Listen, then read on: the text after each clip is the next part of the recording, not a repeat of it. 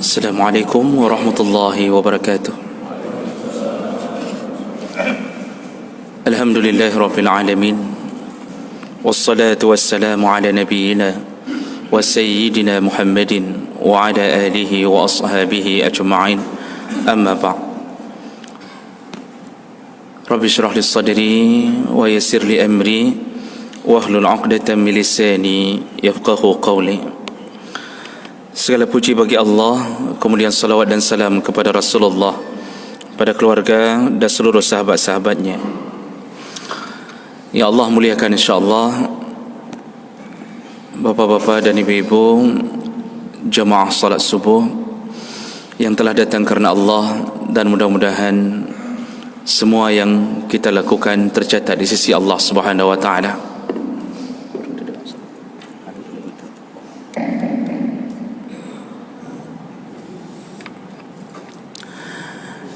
Jemaah subuh yang dimuliakan Allah Subhanahu wa ta'ala, kita masih membahas tentang amalan-amalan yang menyebabkan seseorang dijauhkan dari neraka Allah Subhanahu wa ta'ala. Dan yang terakhir pembahasan kita yaitu apabila seseorang melakukan amalan-amalan sunnah yang telah ditentukan proseduralnya oleh Nabi sallallahu alaihi wasallam, maka dia bisa mendapatkan jaminan itu apabila dia melakukannya dengan istiqamah.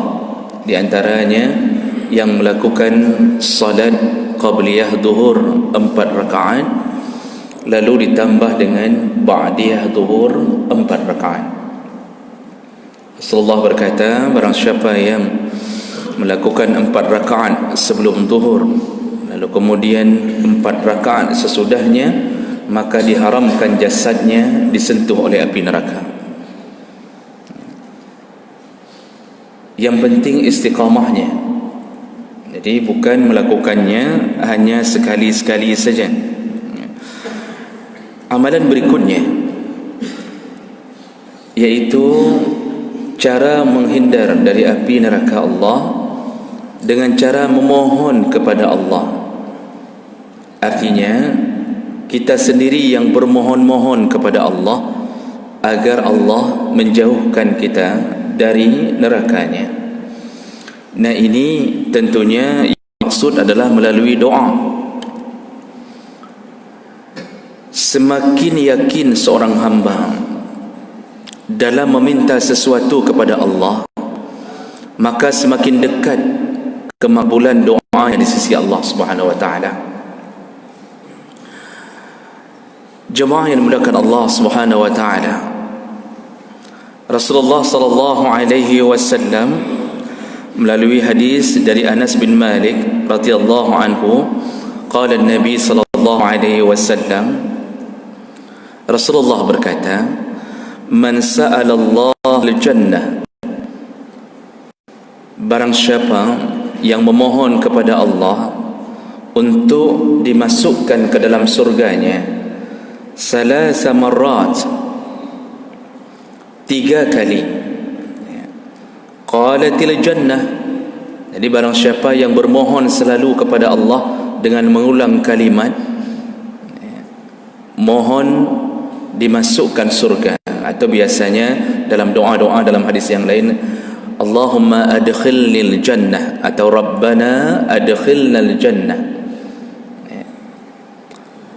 Orang yang mengulang kalimat ini 3 kali dengan yakin dan dalam keadaan berharap penuh dari Allah, maka di saat kalimat itu terlontarkan dari bibir kita, surga berkata, apa kata surga? Allahumma adkhilhul jannah. Surga pun ternyata ikut berdoa. Kata surga, ya Allah, masukkanlah dia ke dalam surga. Artinya kita memohon masuk surga. Yang menyambut selain daripada Allah, surga pun memohon kepada Allah, ya Allah, mereka yang telah berharap untuk masuk ke tempatku ini, maka masukkanlah dia ya Allah. Wa man istajara minan nar, dan barang siapa yang memohon agar dijauhkan dari api neraka, Salasa marrat, dia mengulang kalimah itu 3 kali. Jadi biasanya dengan bahasa Allahumma ajirni minan nar. Apa yang terjadi? Qalatin nar, maka kemudian neraka berkata, Allahumma ajirhu minan nar. Ya Allah, jauhkanlah dia dariku, jauhkanlah dia dari neraka. Jadi semua doa kita ini adalah yang menjadi penyebab Allah menjauhkan kita dari neraka Allah Subhanahu wa taala. Jadi ini termasuk salah satu daripada kekuatan doa dan merasa diri jadi seorang hamba. Jemaah mereka Allah Subhanahu wa taala kepada hamba di saat hamba merasa diri menjadi hamba. Makanya panggilan Allah kepada Nabi Muhammad, selain panggilan-panggilan kehormatan yang tidak dipanggil kepada Nabi yang lain. Jadi Allah kalau panggil Nabi yang lain langsung menyebut nama. Allah menyebut nama, ya Adam, ya Ibrahim, ya Lutu, ya Nuhu, langsung sebut nama. Begitu panggilnya kepada Nabi Muhammad sallallahu alaihi wasallam, panggilan Allah berubah menjadi ya ayyuhan nabi, wahai nabi. Jadi Allah tidak panggil nama Muhammad, maka tidak tercatat dalam Al-Quran satu ayat pun yang tertulis ya Muhammad. Kenapa begitu? Karena panggilan gelar lebih mulia daripada memanggil nama. Kita biasanya panggil Pak Kecil, walaupun sudah selesai jadi jabatan kecil, tetap kita panggil Pak Kecil. Tujuannya apa? Memuliakan. Kita panggil Ustaz, tidak kita sebutkan nama. Kita panggil Goreng, tidak disebutkan nama. Itu kemuliaan. Maka tidak pernah Allah menyebutkan nama hamba yang diciptakannya sendiri, yaitu Muhammad sallallahu alaihi wasallam. Allah saja memuliakan hamba. Nah, salah satu panggilan Allah selain ya Tuhan Nabi, Allah menyebut Nabi ini dengan abdun. Allah menyebut Nabi dengan abdun. Makanya waktu Isra Mi'raj Allah mengatakan subhanallazi asra bi'abdihi. Allah mengisrakan abdunnya, abdihi, hambanya. Panggilan abdun secara bahasa bermakna budak atau hamba, tapi ternyata panggilan itu dipanggil oleh Allah kepada seorang Rasulullah. Ini menunjukkan apa? Orang yang paling mulia di sisi Allah apabila telah mendapatkan rekomendasi menjadi abdun. Kenapa Allah suka kepada orang yang menghambakan diri?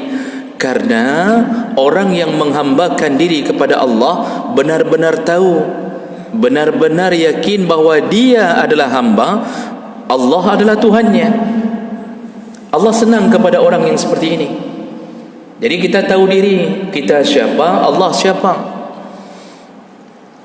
Makanya Rasulullah sallallahu alaihi wasallam dalam gaya hidupnya saja sering mempraktekkan gaya hidup seorang hamba.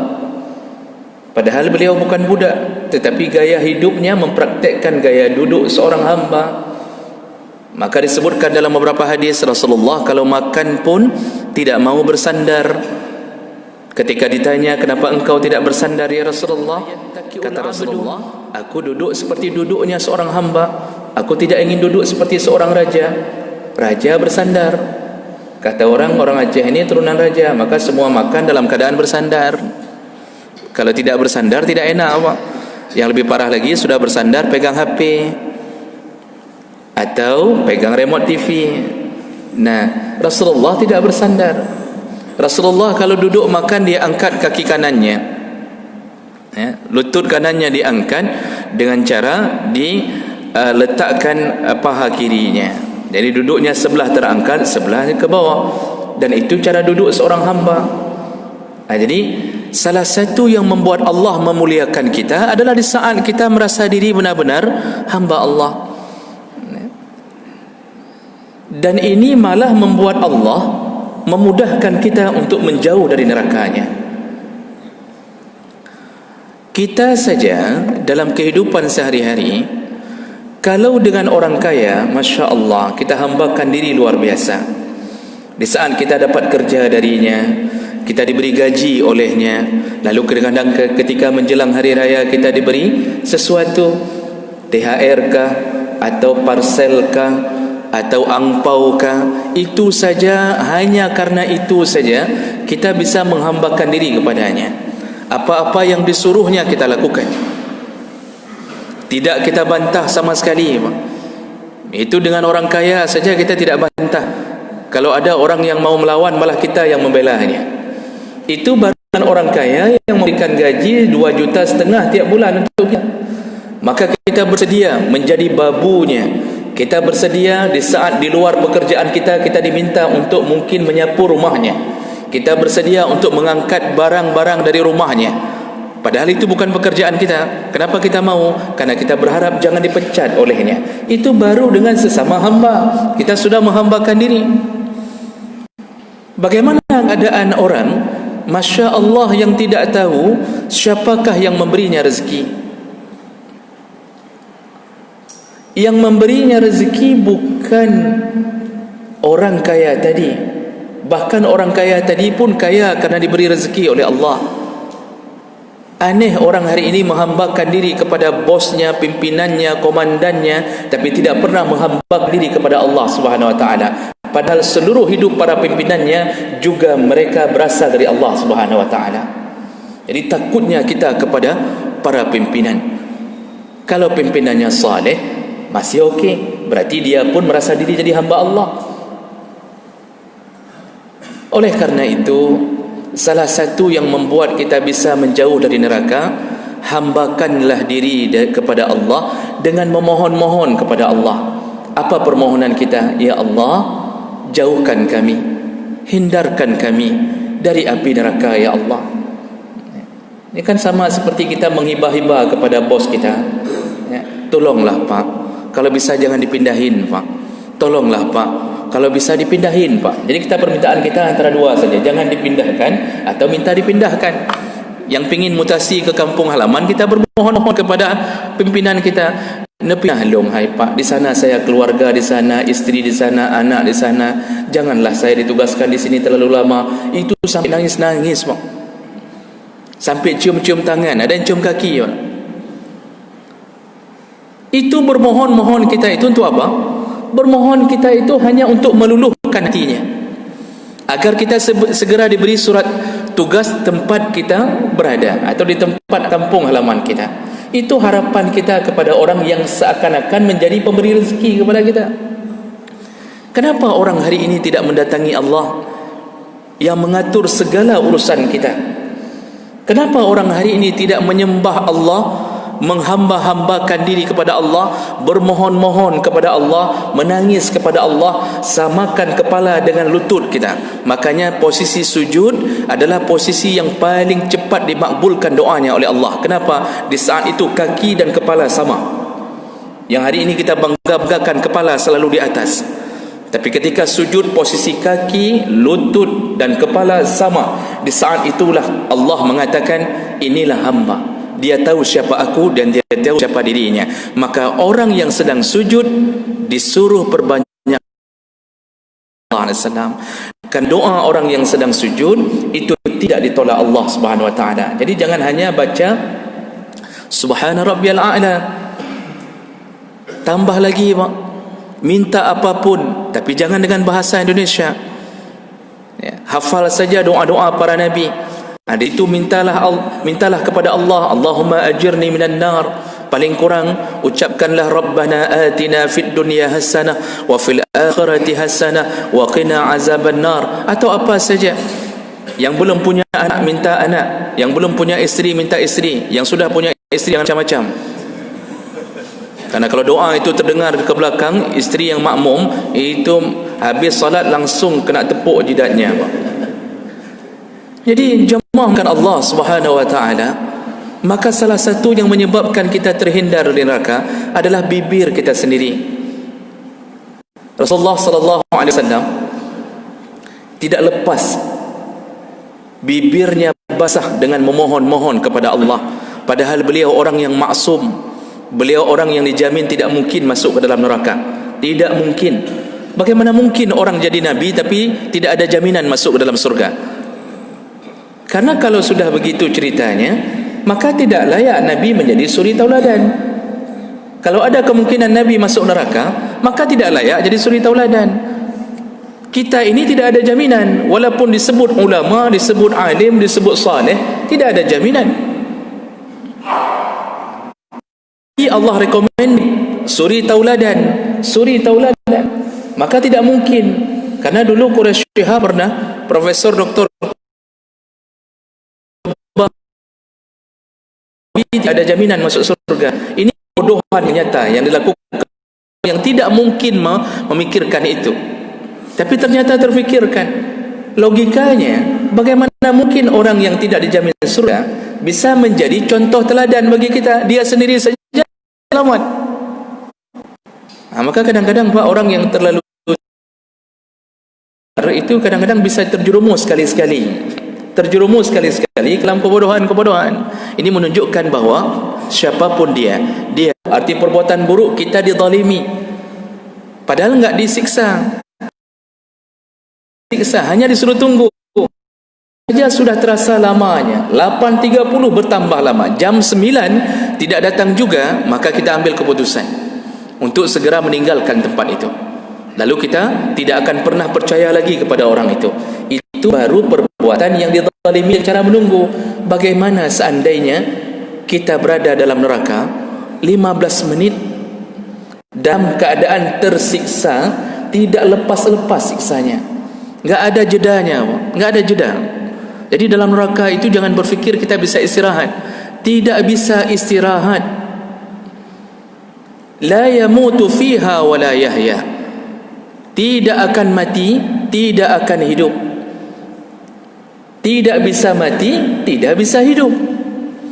Ketika sampai serasa dihidupkan lagi, sampai balikan lagi. Tidak bisa mati, tidak bisa. Dan satu hari di neraka ka alfi sanatin mimma ta'uddun, sama seperti 1000 tahun yang engkau hitung, kata Allah.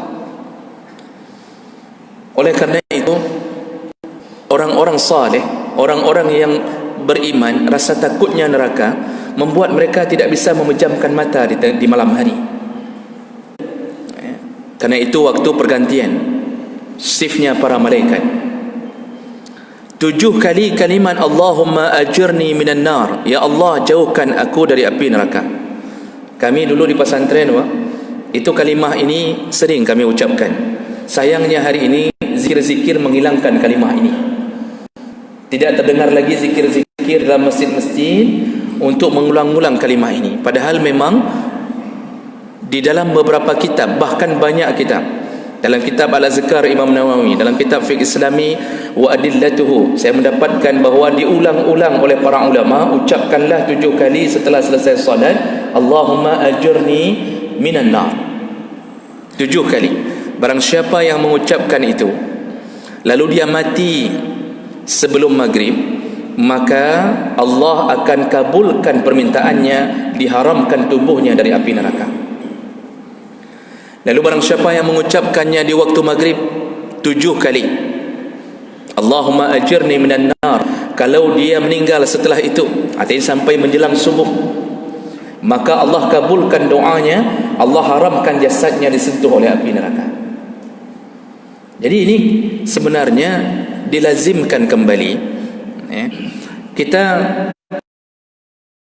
kadang-kadang ada yang terlewatkan dari beberapa tuntunan Nabi SAW. Termasuk salah satunya yang paling banyak dilewatkan hari ini adalah kita tidak lagi berzikir dengan mengucapkan ayat kursi. Kita tidak lagi berzikir dengan membiasakan ayat kursi. Padahal Rasulullah SAW juga mengatakan, man qara'a ayatal kursi dubura kulli salawatil mafruḍah, barang siapa yang selalu istiqamah membaca ayat kursi setiap selesai salat fardu, Barang siapa yang melazimkan ayat kursi setiap selesai solat fardu sampai meninggal, dia tidak pernah tinggalkan. Apa kata Nabi?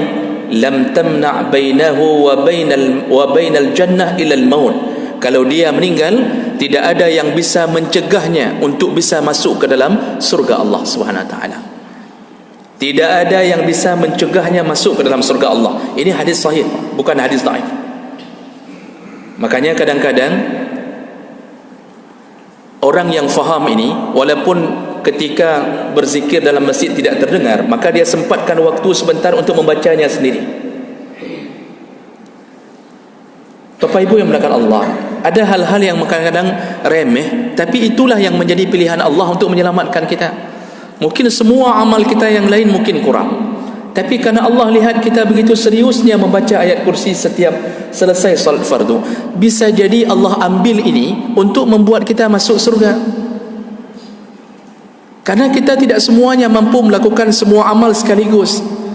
Allah bisa ambil amalan tertentu melihat keseriusan dan keikhlasan seorang hamba untuk berharap dari Allah agar terhindar dari neraka. Bayangkan, Nabi pernah mengatakan seorang laki-laki hanya karena terlalu ikhlas berharap dari Allah dengan cara memindahkan batang yang telah jatuh di tengah jalan. Ada cabang pohon jatuh di tengah jalan, lalu dia pindahkan dengan niat, ya Allah, jangan sampai cabang pohon ini menyakiti kaum muslimin yang lain. Dia pindahkan. Apa kata Nabi? Yataqallabu fil jannah. Orang ini bersukaria di dalam surga. Alasannya Allah pilih amalan itu menjadi penyebab dia masuk ke dalam surga Allah. Cuma syarat utamanya apa? Kunci, jaga kunci.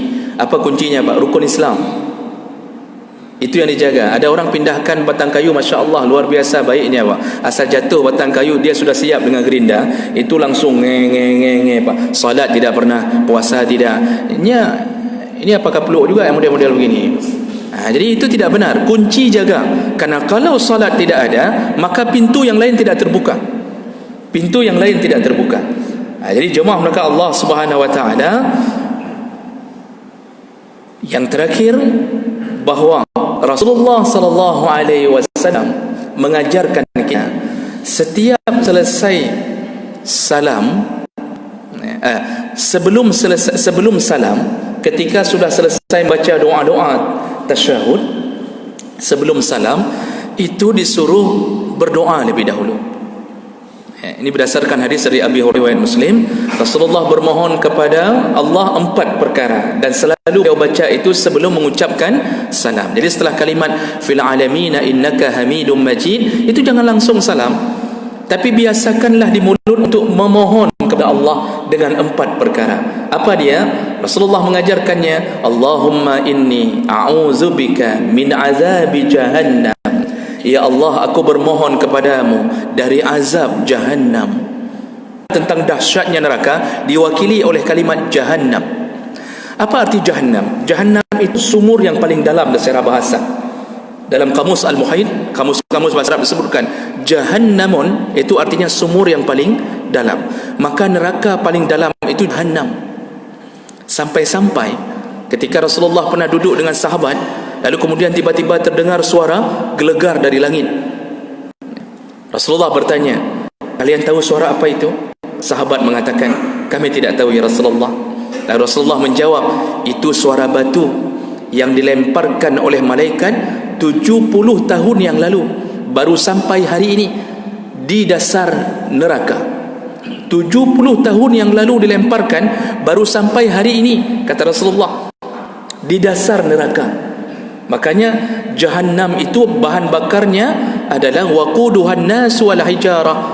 Bahan bakarnya adalah manusia dan batu. Manusia jenis apa? Al-munafiqun, golongan munafik.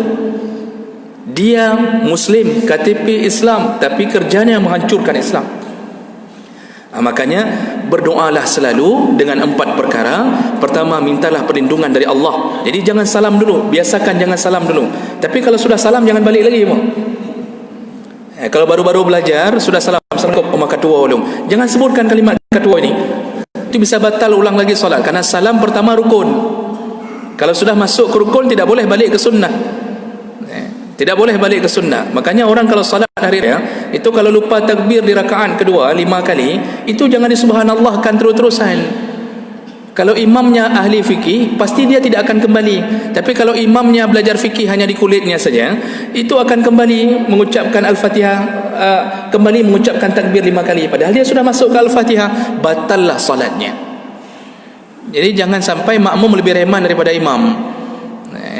Nah, jadi jemaah maka Allah pertama minta perlindungan dari azab jahannam, yang kedua min azabil qabri, dari azab kubur, kan azab kubur itu ada. Yang ketiga wa min fitnatil mahya wal mamat, mohon perlindungan dari fitnah hidup dan fitnah mati. Fitnah hidup apabila kita terjerumus ke dalam kesenangan dunia terus-terusan sehingga lupa kepada Allah.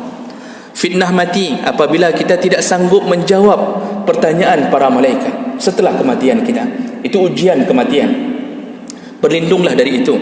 Dan yang keempat, wa min syarri al-masih wa min syarri fitnatil masihid dajjal, dari keburukan fitnahnya dajjal. Nah, kenapa minta perlindungan dari fitnahnya dajjal? Dajjal itu paling hebat godaannya, Pak. Paling hebat. Apa yang dia goda? Yang dia goda adalah manusia yang butuh dunia. Nah, jadi dia tawarkan kematian, tapi dia tawarkan kesenangan hidup. Syaratnya ikut agamanya, ikut gaya hidupnya. Nah, jadi begitulah Rasulullah menjelaskan kepada kita, bermohonlah agar kita dilindung oleh Allah dari api neraka yang diciptakan oleh Allah Subhanahu wa taala. Mudah-mudahan ini bermanfaat dan mulut kita bisa terbiasa untuk bermohon-mohon kepada Allah atas nama perlindungan darinya dari neraka Allah Subhanahu wa taala. Subhanakallah